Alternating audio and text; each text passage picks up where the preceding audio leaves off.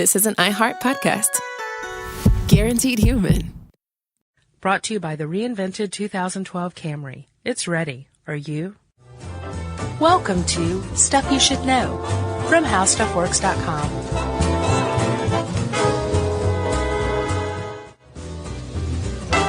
Hey, and welcome to the podcast. I'm Josh Clark. There's Charles W. Chuck Bryant. That makes this Stuff You Should Know. Guest producer Casey in the house. Yes. I just sounded like Oprah. You did. Good. Welcome, Casey. That was pretty good. Thank you. Yeah. Chuck. Yes. Have you ever heard of a guy named Gregor McGregor? That's not a name. It is a name. You know, I once lived with a guy named John Johnson. Really? Yeah. In college. He was a college roommate. Gregor McGregor had an evil sense of humor, or else just was driven by greed. Mm-hmm. But at the beginning of the 19th century, he fashioned himself as the Prince of Poiwa. Did he make up that name completely? Yes. Okay. Poyois. Completely non-existent place. No. Not only was it a non-existent place as in a non-existent country, it was a non-existent island supposedly off of Honduras that he supposedly owned because he was supposedly the prince of this place. This is at a time when you could basically say, hey, you want to go colonize this country called Poiwa that's rich with oil and, probably not oil at the time, but rubies and gold and timber. Yes. And all this stuff. And you guys will be the first settlers there. So you're going to be in on the bottom of this and you're going to make tons. And the guy basically went around selling stock the right to go colonize this place that didn't exist. To the English, I imagine? To the English. Yeah. 250 settlers traveled there. 200 died on the journey looking for this place that didn't exist because they got the coordinates and there was nothing there and they were all exactly bitter. Not necessarily. While these people were off, Gregor McGregor moved on to France and was doing it again. Mm-hmm. Finally, about 50 of these people came back, and they so couldn't believe that this guy made this up that some of them testified on his behalf when he was finally caught and tried as a con man. Sounds like he had a lot of confidence. He got the confidence of the 250 settlers and then some. Actually, during his trial, this guy was so audacious that he was still selling stuff. He was still selling stock and rights, land rights to this place to local nobility, whoever he could get to buy it. Sounded like a skilled con man. He is a con man, and like you said, con is short for confidence man. I thought most people knew that, but turns out that's not true. Yeah. I just told Lizzie that, and she went, really? Yeah. Well, she probably wasn't paying attention. You never know. So, Chuck. Josh. I think it's high time, after all these requests that we've gotten to do How Con Men Work, that we do How Con Men Work. Yeah, this was on the Facebook page the other day. I should have written down the name, so apologies to whoever put this on our Facebook wall mid-April. Yes. This is for you. And we've done at least one before. We've done Ponzi schemes. Yeah, and that'll pop up here. Yeah. But this is like an overview. There's a lot of different cons going on at any given time all around you in the world that you take as real and genuine. You're actually being conned an average of 8 to 12 times a day, studies show. Con artists, Josh, are deceptive. They're liars. They're cheaters. They trick people. They're probably pretty smart. They take advantage of your weaknesses if you're lonely, if you're not too smart. If you like cats. If you're elderly, unfortunately a lot of times, they prey on the elderly. Yes. If you're in poor health, yep. Or if you're just plain ignorant and dumb. Or, and this is a very, very important point, if you are greedy. Well, yeah, greed. They can't. Well, what's the saying? You can't cheat an honest man. Yeah, that's as true gets, my friend. It is. There's no such thing as something for nothing, and if you are greedy, yeah, you are likely going to fall prey to a confidence scheme. Yeah, because you're going to go against your better judgment. And once you take that step, you've just become ensnared in one of the 8 to 12 cons that are taken on you every day. Yeah, it reminds me of the movie Wall Street. You know, Charlie Sheen got swept up in that greed And they weren't cons, Well, I thought it was Shia LaBeouf. but no. But there was, insider trading going on. But remember, Sheen's father, Martin Sheen, played his father in the movie. Yeah, and remember in Hot Shots, they pass one another on the river and go, I loved you in Wall Street. That's true. I forgot about that. But the father was honest. He was an honest man. He couldn't be conned. He couldn't be bought. He's like, no. Son, you can't get something for nothing. Yeah. You got to use elbow grease and your strong back to make your money. Yes. And what happened? Charlie Sheen went to jail. Martin Sheen did not. And look at Charlie now. Yeah. He's psychotic. Let's talk about con men. So, Chuck, one of the hallmarks of the confidence man is... Or woman. Or woman. That's a really good point because they're just as likely to be a con person as a man. Yeah, a woman will more likely play on a man's lust. Yes. To get his money, whereas a man will do other things. Yeah. Because women aren't stupid enough to fall for that. That's a good point. Although a gay con artist could still pull it over. Yeah, maybe. Because you're still working the man. Yeah, true. Chuck, one of the hallmarks of con people is that they travel frequently, mainly because they don't like to be chased by mobs with pitchforks and torches. Yeah. Although they frequently are. Yes. Right? So, to kind of explain or excuse this frequent travel, they may say that they have a job that causes them to, or they may actually have a job that gives them a reason to travel. Like, you could be a traveling salesman, but really you're a con artist, but you really do have a job as a traveling salesman. Yeah. Like, have you seen Paper Moon? Your favorite movie. Favorite movie. I have indeed seen that. Yeah. Yeah, they were always just sort of from town to town, right? Yeah, Bible salesman. Oh, that's right. Traveling Bible salesman. Uh-huh. Although the whole thing was a con. And she was the cutest darn little con artist I've ever seen. She was awesome. You could also be a carny, which I think partially explains why a lot of people don't trust carnies. You think? You ever see the famous Simpsons episode with, what was the guy's, Jim Varney? Yeah. As the carny. Uh-huh. He and his son ultimately got by Homer and Bart. They did? Yeah. Casey, can you verify that? All right. Casey did. always knows. They did. He's a Simpsons guy. Josh, if you want to throw some other cool 1920s style terms out there that... like get on the trolley? Yeah. You could call him a flim-flam man, a sham artist, a shyster, a bunko man, a grifter, a swindler, a hustler, a bamboozler. Grifter's my favorite. That's my favorite, too. It's a good one. Let's call them grifters then. Cause it sounds like you do not mess with this person. Grifter? A grifter sounds to me like a professional. Yes. You know? And the awesome movie, The Grifters, from Stephen Frears, is what I think one of the top 3 con man movies of all time. Did you like that one? I made it halfway through. The Grifters? Yeah. Oh, I loved it. Yeah. But we'll talk about the movie part in a minute. So there are, we talked about Ponzi schemes before. That is one of many types of cons. And there's actually, under the umbrella of cons, there are sub-umbrellas of types of cons. And then under those are actual different cons. That's right. That is the granular level we're going to get to on this. Yeah, and there's all kinds of cons, but it is funny how many of them are just variations of the same con. Yes. The famous For example, cons. Street cons. Yeah, let's talk about some street cons. Street cons are generally characterized by the traits that they happen in public. Mm-hmm. They happen quickly. Yeah. And usually for a fairly small take, a couple $100 or less. Dude, if you can make a couple $100 in a street con in 15 minutes, you're doing pretty well for yourself. But you shouldn't be doing that at all. No, it's illegal and it's wrong, immoral, unethical. It really is. I mean, it's yeah. It's fooling someone out of their money. Yeah. It's kind of the worst thing you could do. I almost respect the guy who hits you over the head and steals your purse a little more.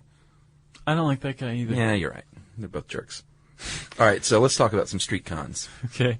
What about Chuck, the pedigree dog? And by the way, this article has the most superfluous illustrations of any article on How Stuff Works at all. Really?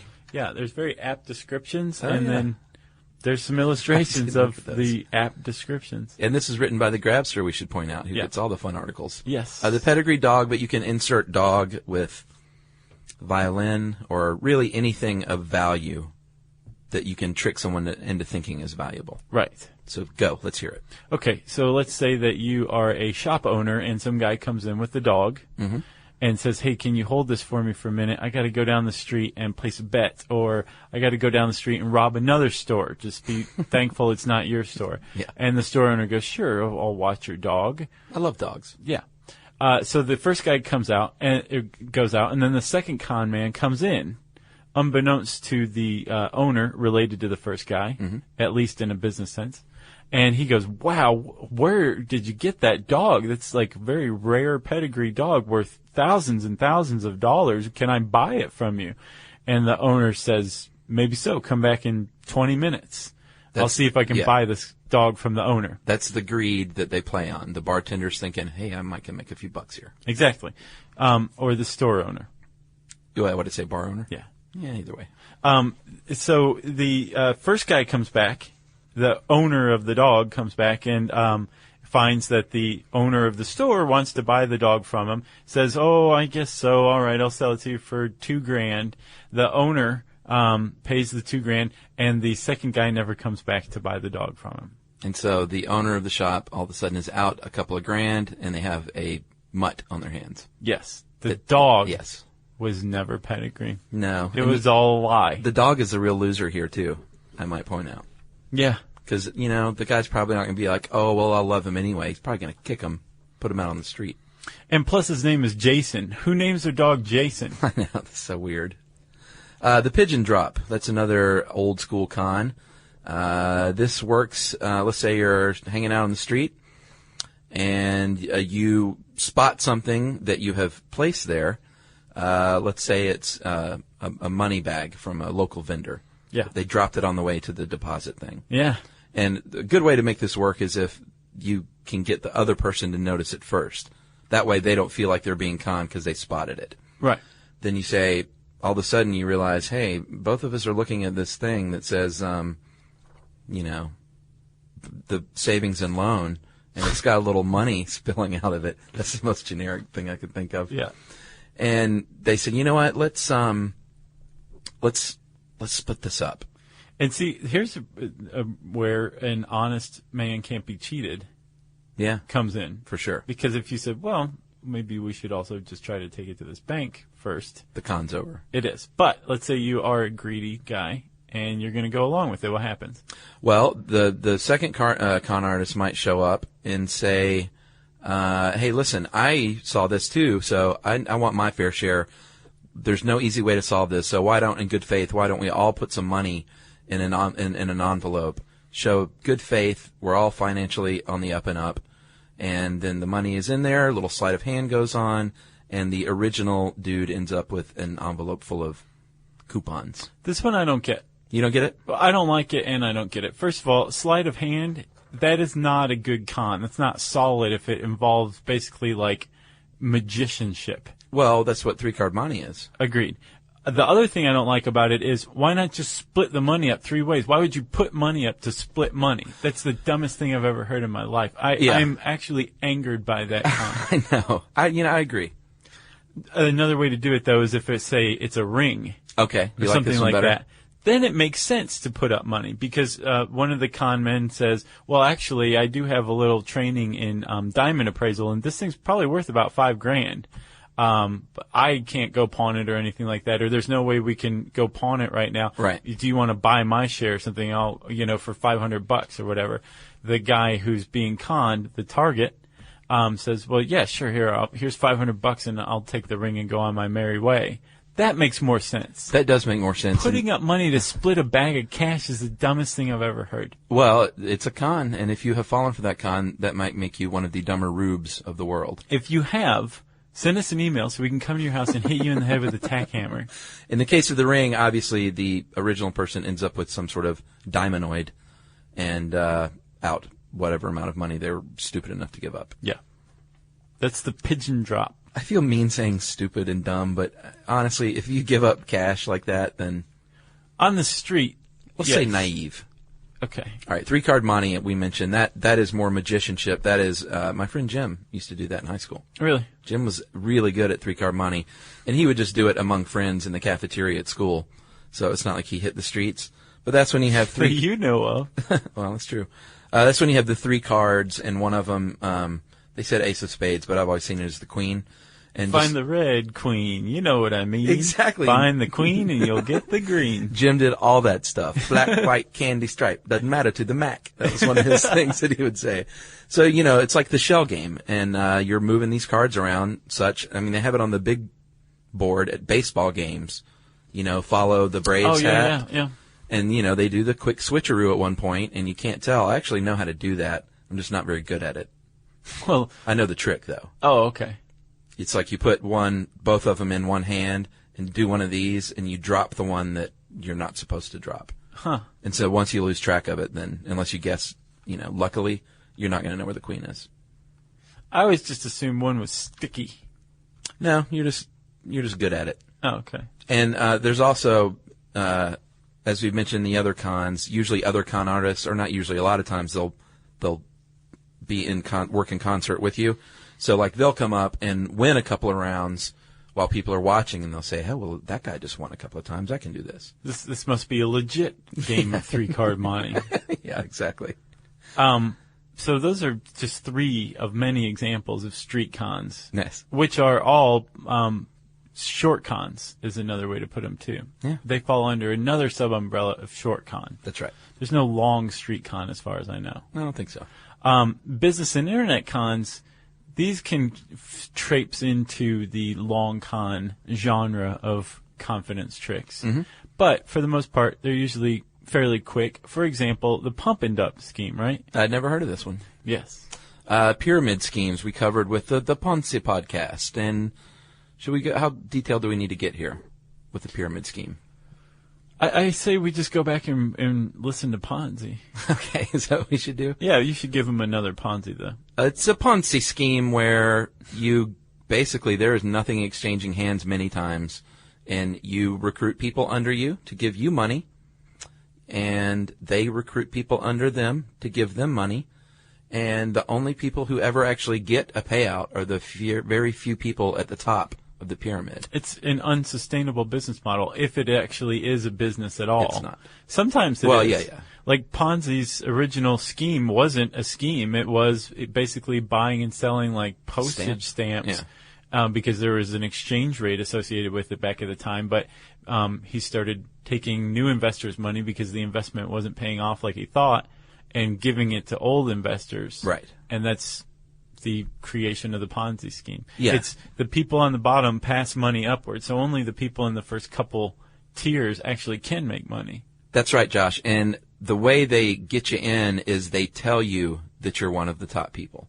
It's like even if you have suspicions, like, this is a pyramid scheme, they're like, it totally is, but you're one of the top 3, so you're in. Right. Which makes you a greedy jerk. Exactly. Playing on your greed once again. Yeah. Multi-level marketing, Josh, a lot of times that's basically a pyramid scheme. There are some legitimate companies. Like the Pampered Chef or Tupperware or Amway. But and it is legitimate. I mean, they can be. But they have a pyramid structure. They're just not, it's not grift. Yeah, but if you start poking around and they're a little vague about the product and stuff and payouts and things like that, then it's probably a not legit pyramid scheme. Right. Not one of those companies, but yeah, if you start asking questions. If you ever start asking questions of somebody who wants to buy into their franchise and they start sweating and getting all cagey, just walk away. Yeah, it's a good sign. Yeah. Do we really need to talk about the Nigerian money transfer at this point? I would think our listeners are wise to this, but it still happens. It's an internet scam. The prince of some country in Africa usually has this large sum of money, and somehow we got your email address, and you are the lucky guy that can get a portion of it. Yeah. Because the money will be freed up. We just have some problems within our own country with customs or whatever. Yeah, we have a bunch of money. It's locked up. We need some of your money To unlock it. Exactly, to bribe people, to pay whatever fees, all that stuff. The thing that I was surprised about is that this one, the Nigerian money transfer, a.k.a. advance fee fraud, a.k.a. a 419 scam, Yeah. because Section 419 of Nigerian, federal code deals with fraud. It very frequently becomes a long con. Yeah, that's what I didn't know about that either, actually. Yeah, so like once you have given these people your money, they're like, oh, okay, well, let's see what else we can get out of you.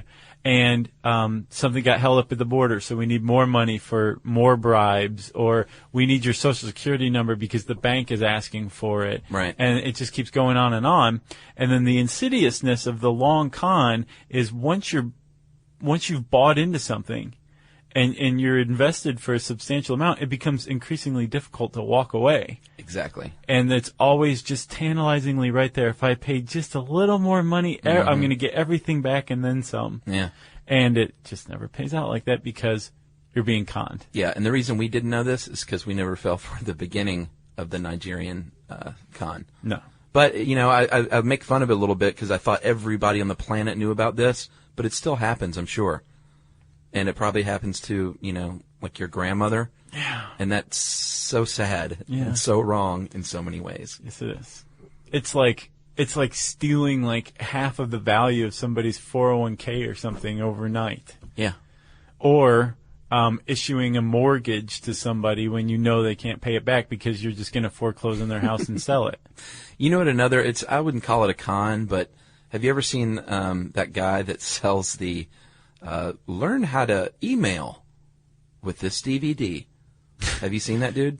I think I know who you're talking about. Yeah, it's very basically trustworthy white guy with silver hair. Yeah, it's very rudimentary things like learn how to access the internet or learn how to operate email. Right. We'll send you these DVDs. They're legit. I'm sure the DVDs show you how to email someone. Sure. But it's a shipping scam, essentially. Okay, we should probably see a way here. Like, is this an actual scam? It is. Here's what happens. How about this? I will tell you what happens, and then you, the listener, can decide whether you think it's a scam. Or you, the lawyers of this guy, explain it to us in court while you're suing us. What you see when you see these commercials is pay $8.90 or $9.95 for the set of DVDs that teach you how to email. Shipping is $7.95, money back guarantee. So what happens is, if you're not satisfied, you get your money back. You have paid $8.95 to ship a DVD.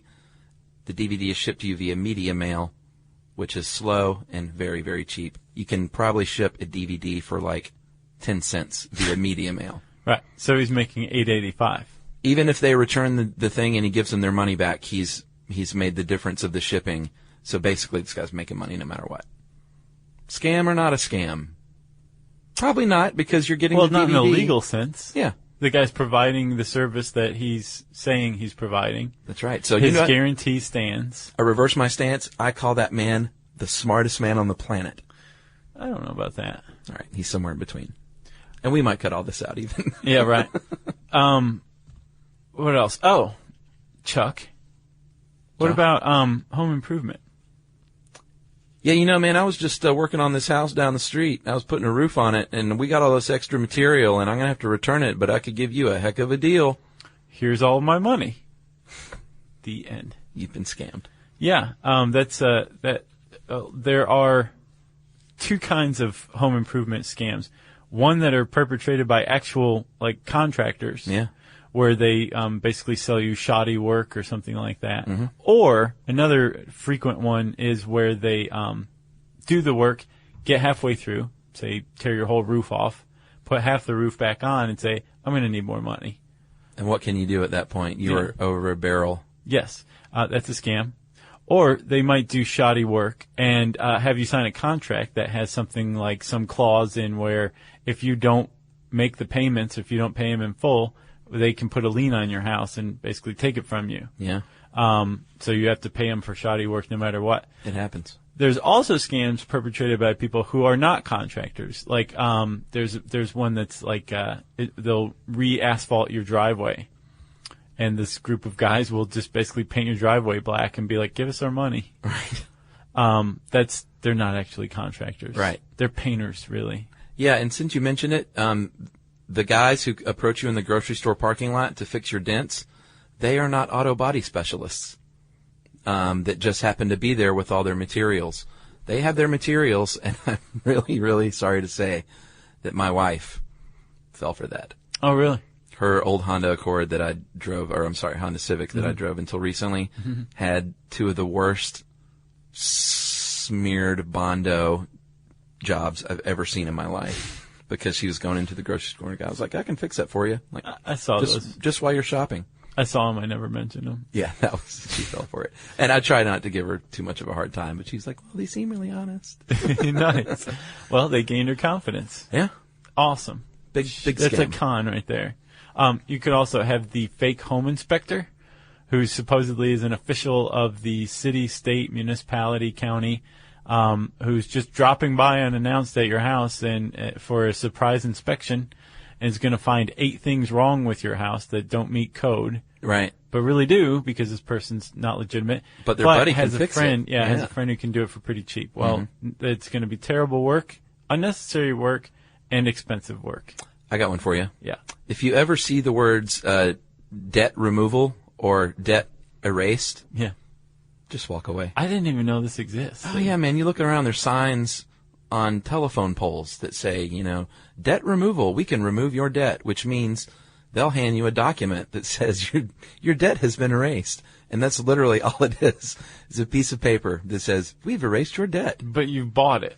Yeah, well, you've bought that piece of paper. Wow. And imagine, sadly, some people have probably taken that piece of paper into like a bank and said, but no, look, it says here that my debt has been erased. Not so. Yeah. I'll bet there's a lot of discomfort in that first few moments where the person's trying to convince the banker that they don't have any debt any longer. This whole podcast makes me feel bad. We mentioned mortgage refinance scams, where basically you find somebody who has some equity, a lot of debt, and not a lot of income, and you issue them a refinance, a mortgage refi. Mm-hmm. And you have to be an actual banker to do that. Yeah. And they do it. They do it because they want that house. Yeah, you might be signing away your house. Yeah. And also there's bankers who have been known to slip clauses into the fine print of a home mortgage loan or a refi that says these people can have this house, by the way, and you just sign over your house for nothing. Yeah. Which I don't understand how somebody could get away with that. I know. And then, of course, Chuck, I think we're at the public service announcement part. How to avoid the con? Yeah. First and foremost, don't be greedy. Yeah, don't be greedy. If it looks too good to be true, then you're right on the money there. Don't trust anybody, especially if you're an elderly person. You never get something for nothing. That is not how the world works. It has never worked that way. It will never work that way. Yeah. If someone is promising you large amounts of money for very little, what you considered very little money, it's wrong. Solicitations are usually, basically that's a horrendous business model in this day and age. So if a company is still using door-to-door cold visits, they kind of deserve to go out of business. So you can go ahead and assume that either one, you don't want to do business with that company that's soon going to go out of business because they're using a business model from the 50s or a marketing model from the 50s, or that these guys are actually con artists. Yeah. And they're not really going to sell you a security system. Yeah. And they're actually probably just casing your house to break into it later. Yeah, maybe so. You need to look out for other signs, like if you meet a nice man who's got a great deal for you and he gives the business card and it says Jim Smith, P.O. Box 14, and that's all it says on it, hand it back to him. Yeah. Walk away. Ask for information. Ask for their driver's license. Let them see you taking down their license plate number. Yeah. And if you're asking them all these questions and they're legit, then they're going to be like, sure, man, here. They will be. It's going to be a little uncomfortable because you're basically saying, like, I don't trust you. Right. You have a little too much paint on your jeans or whatever. So I don't like the look of you, but I'm willing to see what you do when I do this to you. Now squirm. Right. And if they don't squirm, then, you might be able to trust them. Right? Right. And if they really need that decision fast, if you say something like, you know what, this sounds really good, but give me about a week or so, and they're like, no, this deal ends today. And they just say, okay, sorry. Yeah, there's very likely there's not any deal that ends today. Right. When there's lots of money involved. Yes. And then, Chuck, if you have been conned, the point of con artists' confidence is that you'll feel too embarrassed and foolish to tell anybody. So they'll be able to keep operating in virtually the same place for a while. Yeah. Right? So you want to actually go and tell somebody. Go tell the popo. Tell the popo. Call up that annoying guy on the local news that goes and sticks microphones in people's faces. Maybe he'll help you out. Yeah. There was a guy named Count Victor Lustig who managed to sell the Eiffel Tower twice. Pretty good story. Because the first guy was too embarrassed to tell anybody that it had happened. But basically about 15 years after the World Fair in Paris, the Paris Exposition, that saw the raising of the Eiffel Tower, the city was like really having trouble paying to keep it maintained. So it wasn't just completely unbelievable that the city would hire an agent to secretly shop around the right to tear it down and use the steel for scrap. Yeah, it was originally supposed to be temporary, right? Yeah, it was. Who knew? I don't know. So he would take people in a limousine and make a big fancy show about it, take them up to the observation deck and show them the metals that they were going to be buying. Exactly. And somebody paid out. This one guy paid out. Andre Poisson was a steel dealer who paid out for it and was too embarrassed to tell anybody. And so Lustig did it again a month later. And it was lucrative both times. I liked the guy's first scam. I did too. He created a machine that basically turned out blank paper, right? A printing machine. He built it as a printing machine that could print $100 bills. Yeah. And basically what he did was he stuck $200 bills in.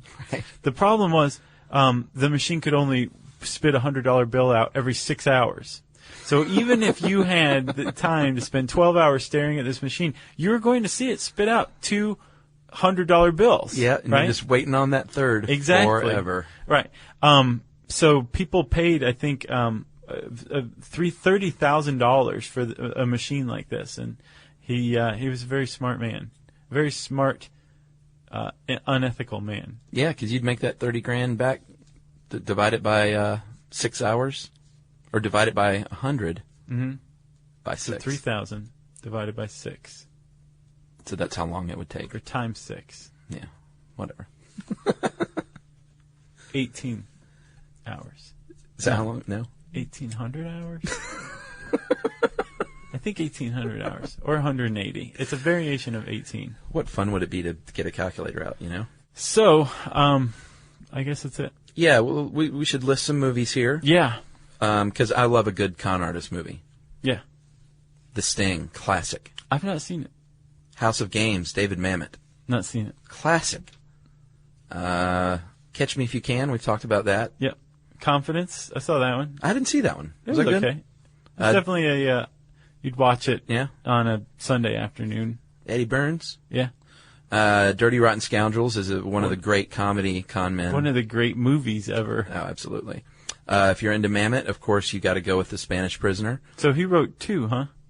He wrote The Spanish Prisoner and House of Games? Yeah, yeah. Okay. And Glengarry Glen Ross, which is not a con man movie, but right.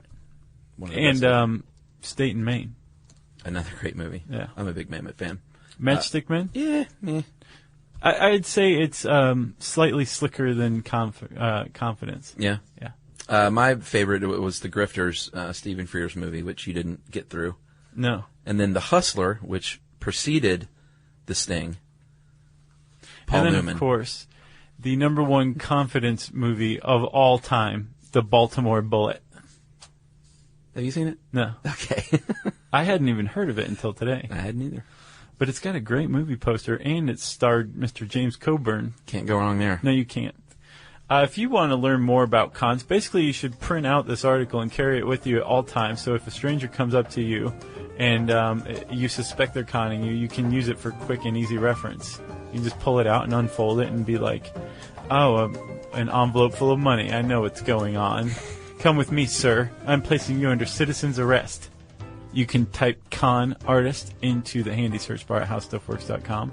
And by the way, Chuck, citizen's arrest, what do you think? We've gotten a lot of requests, and I don't know how that works. Well, let's do it. I've tried it a bunch of times, and I just get beat up. Since I said search bar, howstuffworks.com, etc., that means that it is time for listener mail. Josh, I'm going to call this a plea for joining our show. Dear Josh and Chuck and Jerry, I've been listening to and enjoying your podcast for about a year now. I wanted to thank you for reinforcing the crumbling concrete of my sanity with your rebar of knowledge. That's why I read this one. I just like that sentence. I'm 26 years old and for the last 3 years have been working in a windowless office, endlessly shuffling paperwork. Your podcast, with its breadth of subjects, With a D. and cheerful banter, has allowed me one glimmering sliver of anticipation every day I have to drag myself into work. Despite your insistence that you have submitted clumsy podcasts in the past, I have found something endearing and enjoyable in every one of them.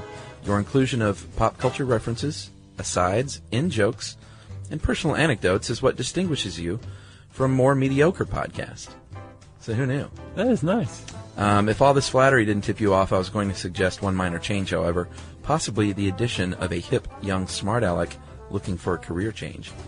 I can assure you I have a voice and face made for radio, and sensibilities and overall coolness to mesh seamlessly with this newfangled medium. So he's basically saying, can I be on your show as the third team member? Okay. I thought Jerry was the third team member. Well, the third podcaster, fourth team member. Oh, gotcha. Total. Thanks so much for putting out a consistently great show. I'm a loyal listener. I will upgrade myself to fanatical if you can explain open source computing in 30 minutes.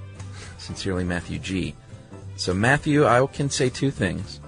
We will neither explain open source computing in 30 minutes, nor will we accept your gracious offer to join us as a third podcaster.